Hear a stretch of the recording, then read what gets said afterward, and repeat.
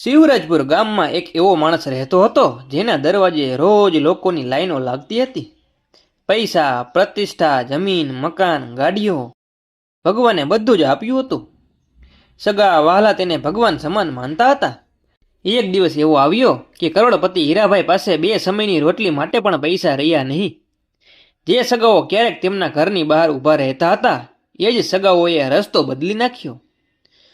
પણ પછી એક એવી ઘટના બની કે આખું શિવરાજપુર ગામ રડી પડ્યું.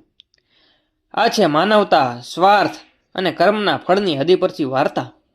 આપણે વાર્તાની શરૂઆત કરીએ તો શિવરાજપુર ગામ હરિયાળું અને સમૃદ્ધ ગામ હતું. ગામના મધ્યમાં એક ભવ્ય બંગલો હતો. એ બંગલાના માલિક હતા હીરાભાઈ પટેલ. હીરાભાઈ ગામના સૌથી ધનિક વ્યક્તિ ગણાતા. તેમની પાસે 100 વીઘા જમીન, કપાસનું મોટું ગોડાઉન અને શહેરમાં 2 દુકાનો હતી. પત્ની લક્ષ્મીબેન ખૂબ જ દયાળુ અને ધાર્મિક સ્વભાવની હતી. લક્ષ્મીબેન વારંવાર કહેતી, સાંભળો હીરાભાઈ, પૈસા કાયમ રહેતા નથી, માણસાએ જ કામ આવે છે. પણ હીરાભાઈ હસીને કહેતા, અરે લક્ષ્મી, પૈસા હોય તો બધું હોય. દુનિયા પૈસાવાળાને જ સલામ કરે છે. તેમનો એક નાનો ભાઈ હતો, મયુરભાઈ. મયુરભાઈ સામાન્ય ખેડૂત હતા. આવક ઓછી હતી પરંતુ દિલથી ખૂબ જ સારા હતા. હીરાભાઈની બહેન ભારતીબેન નજીકના ગામમાં રહેતી હતી. ભારતીબેન ઘણી વાર ભાઈને સમજાવતી, ભાઈ, સગા વહાલાને પ્રેમ આપજો, પૈસાનો ગર્વ ના કરશો. પરંતુ ધીમે ધીમે સંપત્તિએ હીરાભાઈને બદલવાનું શરૂ કર્યા.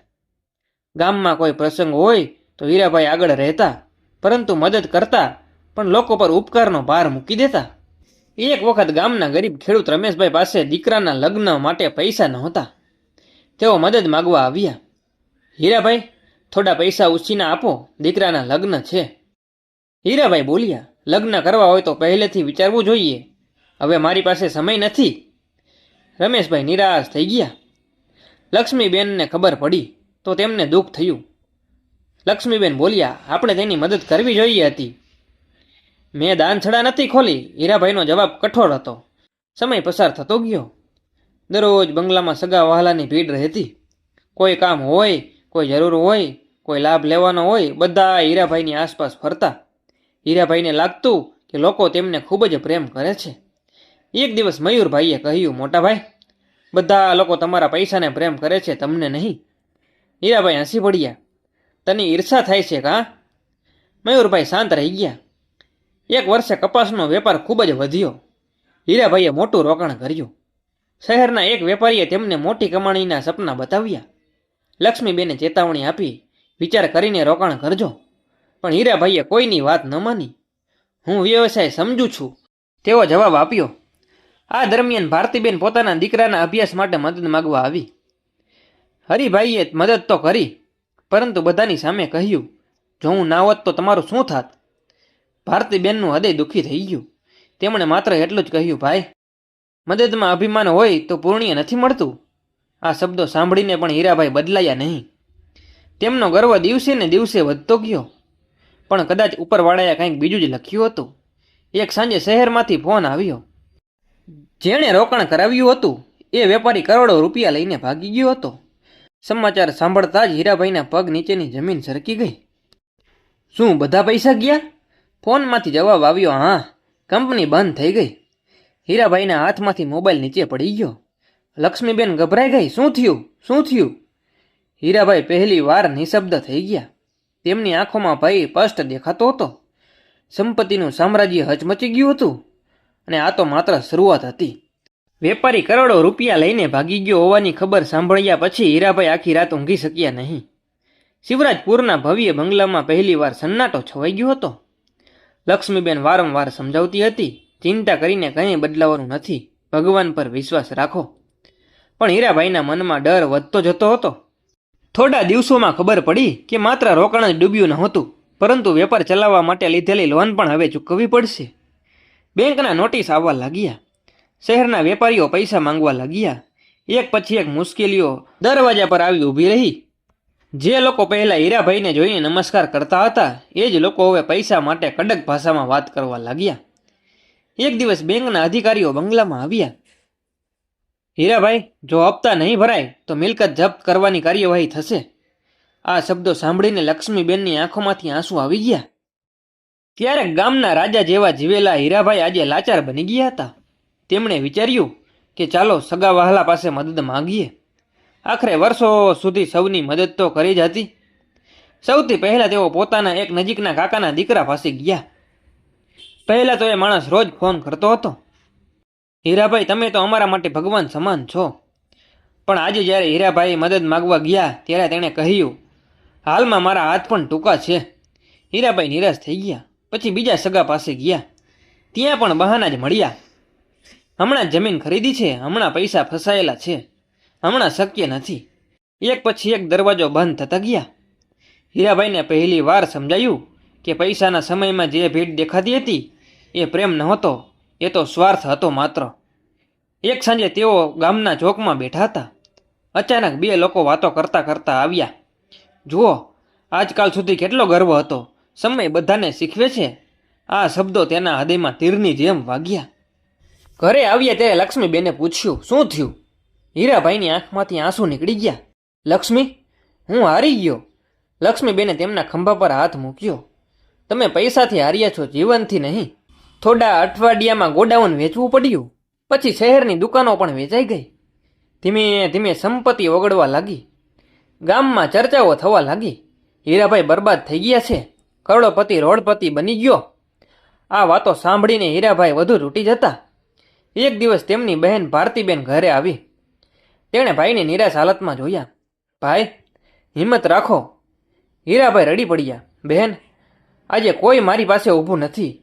ભારતીબેન બોલી, ભગવાન જ્યારે માણસને એકલો કરે છે ને ત્યારે તેને સાચા માણસોની ઓળખ કરાવે છે. આ શબ્દ સાંભળીને હીરાભાઈ શાંત થઈ ગયા. તે જ સમયે મયુરભાઈ પણ આવ્યા. મયુરભાઈ પાસે પોતે વધારે પૈસા નહોતા, પણ તેમણે પોતાના બચાવેલા થોડાક રૂપિયા ભાઈના હાથમાં મૂક્યા. મોટા ભાઈ લો. હીરાભાઈ ચોંકી ગયા. ના, તારા ઘરની જરૂરિયાત છે, તું રાખ. મયુરભાઈ હસ્યા. જ્યારે તમે મજબૂત હતા ત્યારે હું નબળો હતો. આજે તમે નબળા છો તો હું તમારી સાથે છું. આ સાંભળીને હીરાભાઈની આંખો ભરાઈ ગઈ. તેમને વર્ષો જૂની પોતાની ભૂલો યાદ આવવા લાગી. રમેશભાઈને મદદ ન કરવી, લોકોને નીચા દેખાડવા, મદદમાં અભિમાન કરવો, સગાવાલાઓને અપમાનિત કરવા, બધું જ તેમની આંખોની સામે ફરી રહ્યું હતું. એક રાત્રે તેમણે ભગવાનની સામે બેસીને પ્રાર્થના કરી, હે પ્રભુ, કદાચ આ મારી ભૂલોનું ફળ છે, મને સાચો રસ્તો બતાવો. તે દિવસ પછી હીરાભાઈમાં બદલાવ આવવા લાગ્યો. પણ મુશ્કેલીઓ હજુ પણ પૂરી થઈ નહોતી. એક સવારે બેંકના માણસો ફરી આવ્યા. આ વખતે બંગલો જપ્ત થવાનો હતો. શિવરાજપુરના સૌથી મોટા બંગલાની બહાર લોકો ભેગા થઈ ગયા હતા. લક્ષ્મીબેન રડી રહી હતી. હીરાભાઈ નિશબ્દ ઊભા હતા. અને તે દિવસે જે બન્યું તે આખા ગામને હચમચાવી દીધું. તેને શિવરાજપુર ગામના લોકો બંગલાની બહાર ભેગા હતા. જે બંગલામાં ક્યારેય મહેમાનોની અવરજવર રહેતી હતી ત્યાં આજે બેંકના અધિકારીઓ ઊભા હતા. હીરાભાઈ અને લક્ષ્મીબેન દરવાજા પાસે ઊભા હતા. બેંકના અધિકારીઓએ કાગળ હાથમાં લઈને કહ્યું, હીરાભાઈ, નિયમ મુજબ હવે આ મિલકત બેંકના કબજામાં જશે. આ શબ્દો સાંભળીને લક્ષ્મીબેન રડી પડી. તેમણે પોતાના ઘરની દિવાલોને જોયા. આ દિવાલો સાથે કેટલીય યાદો જોડાયેલી હતી. દીકરાના જન્મથી લઈને પરિવારના પ્રસંગો સુધી બધું જ અહીં થયું હતું. પણ આજે બધું જ છૂટી રહ્યું હતું.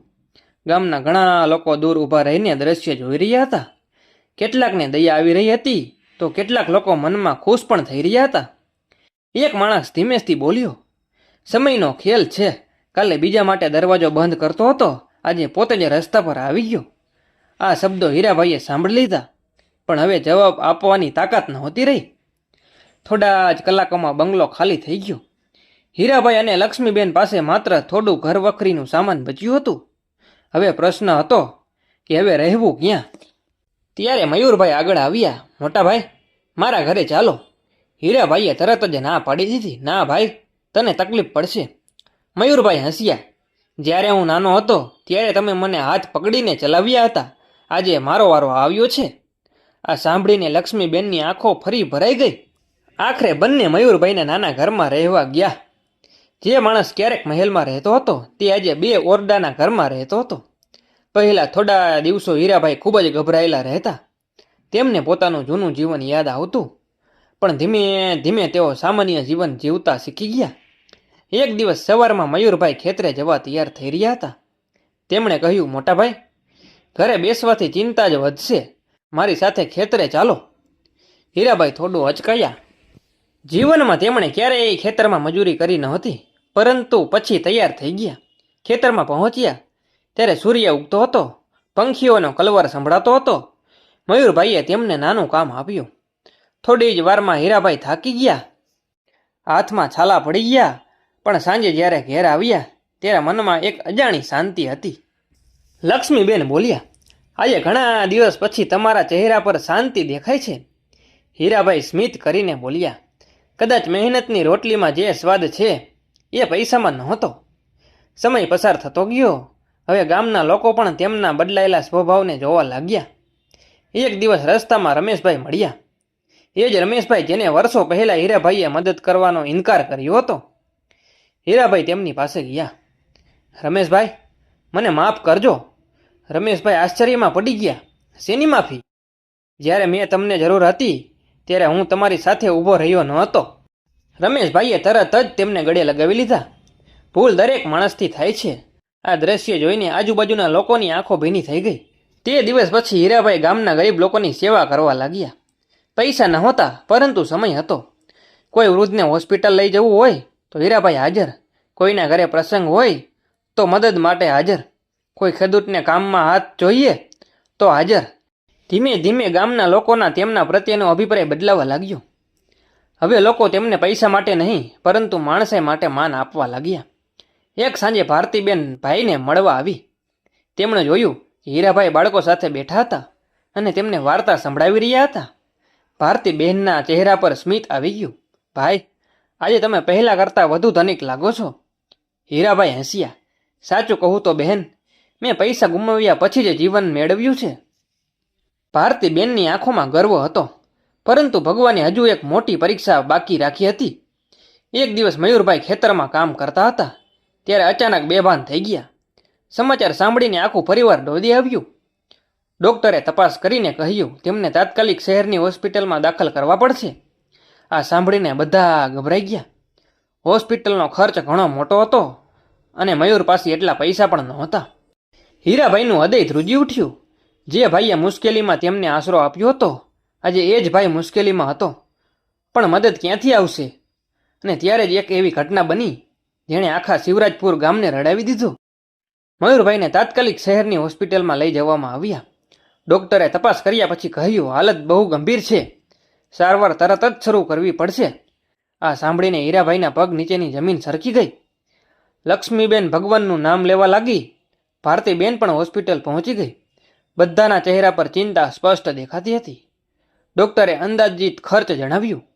રકમ સાંભળીને સૌના હોશ ઉડી ગયા. હીરાભાઈ પાસે કંઈ બચ્યું પણ નહોતું. તેમણે હોસ્પિટલના ખૂણામાં જઈને માથું પકડી લીધું. તેમની આંખો સામે એક જ ચહેરો ફરી રહ્યો હતો, મયુરભાઈનો. જે ભાઈએ તેને આશરો આપ્યો, આજે હું તેના માટે કંઈ કરી શકતો નથી. આ વિચારે તેઓ રડી પડ્યા. ત્યારે અચાનક હોસ્પિટલની બહારથી અવાજો આવવા લાગ્યા. હીરાભાઈ બહાર આવ્યા. તેમણે જોયું તો શિવરાજપુર ગામના લોકો એક પછી એક હોસ્પિટલમાં આવી રહ્યા હતા. સૌથી પહેલાં રમેશભાઈ આવ્યા. તેમણે પોતાના ખિસ્સામાંથી થોડા રૂપિયા કાઢ્યા. હીરાભાઈ, આ મારી તરફથી. પછી ગામના દૂધવાળા આવ્યા, પછી લારીવાળા, પછી મંજૂરો, પછી મહિલાઓ. કોઈ 500 રૂપિયા લાવ્યું, કોઈ 1000 રૂપિયા. કોઈએ પોતાની બચત આપી, કોઈએ ઘરનો દાગીનો આપવાની તૈયારી બતાવી દીધી. હીરાભાઈ આશ્ચર્યથી બધું જોઈ રહ્યા હતા. તેમની આંખોમાં સતત આંસુ વહેતા હતા. તેમણે કહ્યું, તમે લોકો આ બધું શા માટે કરો છો? રમેશભાઈ હસીને બોલ્યા, કારણ કે હવે તમે પહેલાંવાળા હીરાભાઈ નથી રહ્યા. બીજા એક વૃદ્ધ બોલ્યા, જ્યારે મારા દીકરાને હોસ્પિટલ લઈ જવાનું હતું ત્યારે તમે આખી રાત મારી સાથે રહ્યા હતા. એક મહિલા બોલી, મારા ઘરના પ્રસંગમાં તમે પૈસા વગર દિવસ રાત મદદ કરી હતી. બીજો ખેડૂત બોલ્યો, તમે અમને માણસાઈ આપી છે, આજે અમારો વારો છે. આ સાંભળીને હીરાભાઈ ફૂટીને રડી પડ્યા. જીવનમાં પહેલી વાર તેમને સાચી સંપત્તિ શું છે તેની સમજ પડી. થોડા જ કલાકોમાં સારવાર માટે જરૂરી રકમ એકઠી થઈ ગઈ. સમાચાર આખા વિસ્તારમાં ફેલાઈ ગયા. શિવરાજપુર ગામ પોતાના માણસ માટે એક થઈ ગયું હતું. ડૉક્ટરે તરત જ સારવાર શરૂ કરી દીધી. આગળના 2 દિવસ આખો પરિવાર હોસ્પિટલમાં જ રહ્યો. લક્ષ્મીબેન સતત પ્રાર્થના કરતી, ભારતીબેન હિંમત આપતી. હીરાભાઈ દિવસ રાત ભાઈની પાસે બેઠા રહેતા. ત્રીજા દિવસે ડૉક્ટર બહાર આવ્યા. બધાના શ્વાસ અટકી ગયા. ડૉક્ટર સ્મિત કરીને બોલ્યા, હવે ખતરો ટળી ગયો છે. આ સાંભળતા જ સૌના ચહેરા પર ખુશી છવાઈ ગઈ. લક્ષ્મીબેને ભગવાનનો આભાર માન્યો. હીરાભાઈએ આંખો બંધ કરીને પ્રભુને નમન કર્યું. થોડા દિવસ પછી મયુરભાઈને રજા મળી ગઈ. જ્યારે તેઓ શિવરાજપુર પાછા આવ્યા ત્યારે ગામના લોકો તેમને આવકારવા ભેગા થયા હતા. મયુરભાઈને આશ્ચર્ય થયું. તેમણે હીરાભાઈને પૂછ્યું, આ બધું શું છે? હીરાભાઈની આંખો ભીની થઈ ગઈ. તેમણે આખી વાત કહી બતાવી. મયુરભાઈ શાંત થઈ ગયા. પછી ધીમેથી બોલ્યા, મોટા ભાઈ, પૈસા ખૂટે તો ફરી કમાઈ શકાય, પણ માણસે ખૂટે તો જીવન ખાલી થઈ જશે. આ શબ્દો સાંભળીને ત્યાં હાજર ઘણા લોકોની આંખો ભીની થઈ ગઈ. તે દિવસ પછી હીરાભાઈએ એક સંકલ્પ કર્યો. હવે બાકીનું જીવન લોકોની સેવા માટે જીવવાનો હતો. તેમણે ગામના યુવાનો સાથે મળીને એક સેવા મંડળ શરૂ કર્યું. કોઈ ગરીબ બીમાર પડે તો મદદ, કોઈ વિદ્યાર્થીને ભણવામાં મુશ્કેલી હોય તો સહાય, કોઈ વૃદ્ધ એકલો હોય તો તેની સેવા. ધીમે ધીમે આખું શિવરાજપુર બદલાવા લાગ્યું. લોકો એકબીજાની મદદ કરવા લાગ્યા. પ્રેમ અને એકતા વધવા લાગી. પરંતુ ભગવાને હીરાભાઈ માટે હજુ એક આશ્ચર્યજનક ભેટ રાખી હતી. એક દિવસ શહેરમાંથી એક અજાણ્યો માણસ શિવરાજપુરમાં આવ્યો. તે સીધો હીરાભાઈને મળવા ગયો. તેના હાથમાં એક ફાઇલ હતી અને તે જે સમાચાર લઈને આવ્યો હતો તે સાંભળીને હીરાભાઈ, લક્ષ્મીબેન, ભારતીબેન, મયુરભાઈ સૌ આશ્ચર્યમાં પડી ગયા. શિવરાજપુર ગામમાં સાંજ પડી રહી હતી. હીરાભાઈ પોતાના ઘરની બહાર બેઠા હતા. મયુરભાઈ હવે સંપૂર્ણ સ્વસ્થ થઈ રહ્યા હતા. લક્ષ્મીબેન રસોડામાં કામ કરતી હતી અને ભારતીબેન ભાઈને મળવા આવી હતી. એવામાં શહેરમાંથી આવેલો અજાણ્યો માણસ હીરાભાઈ સામે બેઠો. તેના હાથમાં એક મોટી ફાઇલ હતી. હીરાભાઈએ પૂછ્યું, ભાઈ, તમે કોણ છો? તે માણસે જવાબ આપ્યો, મારું નામ વિજય શાહ છે. હું અમદાવાદની એક કાનૂની કંપનીમાં કામ કરું છું. હીરાભાઈને કંઈ સમજાયું નહીં. વિજય શાહે ફાઇલ ખોલી. વર્ષો પહેલાં જે કંપનીમાં તમે રોકાણ કર્યું હતું અને જેના કારણે તમારું બધું બરબાદ થઈ ગયું હતું તેના વિરુદ્ધ લાંબી કાનૂની કાર્યવાહી ચાલી રહી હતી. હીરાભાઈ ચોંકી ગયા. પછી? વિજય શાહ બોલ્યા, તાજેતરમાં કોર્ટનો ચુકાદો આવ્યો છે. કંપની જપ્ત થયેલી છે, મિલકતો વેચાઈ છે અને જે રોકાણકારોને નુકસાન થયું હતું તેમને વળતર આપવામાં આવી રહ્યું છે. હીરાભાઈના હોઠ સુકાઈ ગયા. તેમને વિશ્વાસ જ નહોતો આવી રહ્યો. એટલે? વિજય શાહ હસ્યા, એટલે તમને પણ મોટી રકમ મળવાની છે. થોડી ક્ષણ માટે આખું ઘર શાંત થઈ ગયું. લક્ષ્મીબેન બહાર આવી ગઈ. ભારતીબેન આશ્ચર્યથી એકબીજાને જોવા લાગી. મયુરભાઈ પણ મૌન થઈ ગયા. વર્ષો પછી પહેલી વાર સારા સમાચાર આવ્યા હતા. પરંતુ હવે હીરાભાઈ પહેલા જેવા રહ્યા નહોતા. તેણે ધીમેથી પૂછ્યું, મને કેટલા રૂપિયા મળશે? વિજય શાહે રકમ જણાવી. રકમ સાંભળીને સૌ આશ્ચર્યમાં પડી ગયા. એટલા પૈસા હતા કે હીરાભાઈ ફરીથી આરામદાયક જીવન જીવી શકે. વિજય શાહ ચાલ્યા ગયા. રાત્રે આખું પરિવાર એકસાથે બેઠું. લક્ષ્મીબેન બોલી, ભગવાને કૃપા કરી. મયુરભાઈ હસ્યા, ભગવાને પૈસા નથી આપ્યા, તમારા સારા કર્મોનું ફળ આપ્યું છે. હીરાભાઈ લાંબા સમય સુધી મૌન રહ્યા. પછી બોલ્યા, જ્યારે મારી પાસે કરોડો રૂપિયા હતા ત્યારે હું ગરીબ હતો. આજે સમજાયું કે સાચી સંપત્તિ શું છે. થોડા દિવસોમાં પૈસા મળ્યા. આ સમાચાર સમગ્ર શિવરાજપુરમાં ફેલાઈ ગયા અને ત્યાર પછી જે બન્યું તે હીરાભાઈએ પહેલેથી જ અનુમાન કર્યું હતું. જે સગાઓ વર્ષોથી દેખાયા નહોતા તેઓ અચાનક ફરી આવવા લાગ્યા. કોઈ મીઠાઈ લઈને આવ્યું, કોઈ શુભેચ્છા આપવા આવ્યું, કોઈ સંબંધોની વાતો કરવા લાગ્યું, તો કોઈ જૂની નજીકની યાદો અપાવવા લાગ્યું. એક માણસ તો બોલી ગયો, હીરાભાઈ, આપણે તો એક જ પરિવાર છીએ. આ સાંભળીને હીરાભાઈ માત્ર સ્મિત કરતા રહ્યા. હવે તેઓ બધું સમજી ગયા હતા. એક દિવસ ગામમાં મોટી સભા બોલાવવામાં આવી. આખું શિવરાજપુર ભેગું થયું હતું. ગામના સરપંચે કહ્યું, આજે હીરાભાઈ કંઈ મહત્વની જાહેરાત કરવા માંગે છે. હીરાભાઈ મંચ પર ઊભા થયા. તેમની આંખો સામે આખું ગામ હતું. તેઓ ઘડીક મૌન રહ્યા. પછી બોલ્યા, મિત્રો, જ્યારે મારી પાસે પૈસા હતા ત્યારે મને લાગતું હતું કે પૈસા જ બધું જ છે. સભામાં સંપૂર્ણ શાંતિ હતી. પછી ભગવાને મને શીખવ્યું કે પૈસા વગર જીવન જીવી શકાય, પરંતુ માણસાઈ વગર નહીં. ઘણા લોકોની આંખો ભીની થવા લાગી. હીરાભાઈ આગળ બોલ્યા, જ્યારે હું મુશ્કેલીમાં હતો ત્યારે મારા સગાવાલાએ મોઢું ફેરવી લીધું હતું, પરંતુ શિવરાજપુર ગામ મારા પરિવારની જેમ મારી સાથે ઊભું હતું. તેમનો અવાજ ધ્રુજવા લાગ્યો. આથી મેં નિર્ણય કર્યો છે કે મળેલી રકમનો મોટો ભાગ ગામની સેવા માટે વાપરીશ. લોકો આશ્ચર્યમાં પડી ગયા. તેમણે જાહેરાત કરી કે ગામમાં એક નાનું હોસ્પિટલ કેન્દ્ર બનાવવામાં આવશે. ગરીબ બાળકો માટે શિક્ષણ સહાય ફંડ શરૂ કરવામાં આવશે. વૃદ્ધ લોકો માટે સેવા કેન્દ્ર શરૂ કરવામાં આવશે. આ સાંભળીને આખું મેદાન તાળીઓથી ગુંજી ઉઠ્યું. લક્ષ્મીબેનની આંખોમાં ગર્વના આંસુ હતા. ભારતીબેન રડી રહી હતી. મયુરભાઈના ચહેરા પર સંતોષ હતો. એ જ સમયે ગામના એક વૃદ્ધ ઊભા થયા. તેમણે કહ્યું, હીરાભાઈ, આજે તમે ખરેખર સૌથી ધનિક માણસ છો. હીરાભાઈએ પૂછ્યું, મારી પાસે તો પહેલાં પણ પૈસા વધુ હતા. વૃદ્ધ સ્મિત કરીને બોલ્યા, પહેલાં તમારી પાસે પૈસા હતા, આજે તમારી પાસે લોકોના દિલ છે. આ શબ્દો સાંભળીને હીરાભાઈની આંખોમાં આંસુ વહી પડ્યા. આખું ગામ ભાવુક બની ગયું હતું. ઘણા લોકો રડી રહ્યા હતા, કારણ કે તેમણે પોતાની આંખે એક માણસનું પરિવર્તન જોયું હતું. એક અહંકારી કરોડપતિમાંથી એક દયાળુ સેવાભાવી માણસનો જન્મ થયો હતો. તો મિત્રો, આપણી આ વાર્તા અહીંયા પૂરી કરીએ છીએ. તો મળીએ એક નવી વાર્તા સાથે. પૈસા જીવનમાં જરૂરી છે, પરંતુ પૈસા કરતાં પણ વધુ કિંમતી માણસાઈ છે. સ્વાર્થના સંબંધો પૈસા સાથે આવે છે અને પૈસા સાથે જ જતા રહે છે, પરંતુ પ્રેમ અને સેવા દ્વારા કમાયેલ સંબંધો જીવનભર સાથ આપે છે. કર્મનો હિસાબ થોડો મોડો થઈ શકે છે, પણ ક્યારેય ખોટો થતો નથી.